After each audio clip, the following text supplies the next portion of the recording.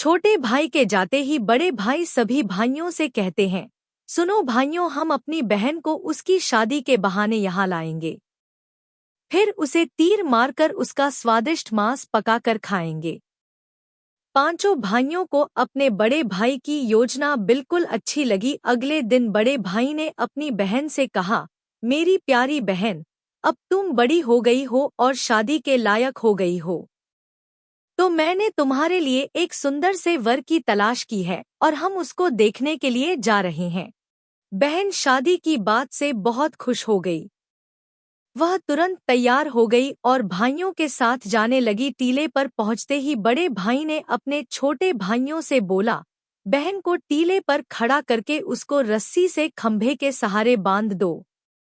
बड़े भाई का आदेश पाकर सभी भाई मिलजुल कर बहन को बांधने लगे।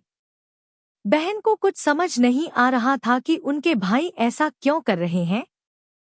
तभी उसके छोटे भाई बड़े भाई से कहते हैं, मैं आपसे हाथ जोड़कर विनती करता हूँ, भैया आप बहन को मत मारो। छोटे भैया, आप यह क्या कह रहे हो? भला मुझे बड़े भैया लोग क्यों मारेंगे? तब छोटे भाई ने बहन को सारी बात बताई। यह सुनकर बहन के पैरों तले जमीन खिसक गई। अपने सभी भाइयों को हत्यारे के रूप में देखकर बहन का हृदय हाहाकार करने लगा। वह समझ नहीं पा रही थी कि इतना प्यार करने वाले भाई आज मुझे मारने जा रहे हैं। वह ईश्वर को याद करते हुए बोली, भगवान अब तुम ही मेरे सहारा हो। मेरे छाए भाई मेरी हत्या करना चाहते हैं। इनमें से कोई ऐसा नहीं है जिसके दिल में मेरे लिए दया और प्रेम हो।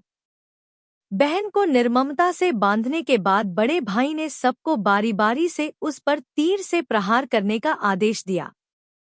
बड़ा भाई सबसे पहले हाथों में धनुष लेकर जब अपनी बहन पर प्रहार करने को हुआ, तब बहन भाई के सामने हाथ जोड़कर कहने लगी, मारो भैया, छाती में लक्ष्य करके मारो। भैया छाती में लक्ष्य करके मारो।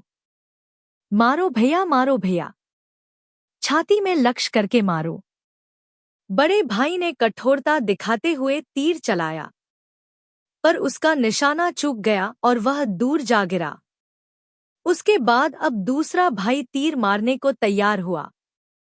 बहन ने उसके आगे भी हाथ जोड़कर वही बात बोली, मारो भैया, मारो भैया, छाती में लक्ष्य करके मारो।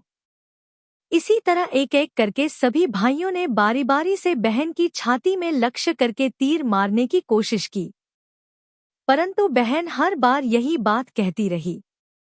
6 भाई तीर मारने में असफल रहे। अब 7वें भाई की बारी थी। सभी भाई छोटे भाई के पास गए। बड़े भाई ने छोटे भाई से कहा, छोटे अब तू निशाना लगा। नहीं भैया, मैं निशाना नहीं लगा सकता।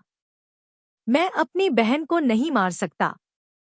देख छोटे, अगर तुम निशाना नहीं लगाओगे या तुम्हारा निशाना चूक गया तो हम सभी भाई मिलकर बहन के साथ साथ तुम्हें भी मार देंगे।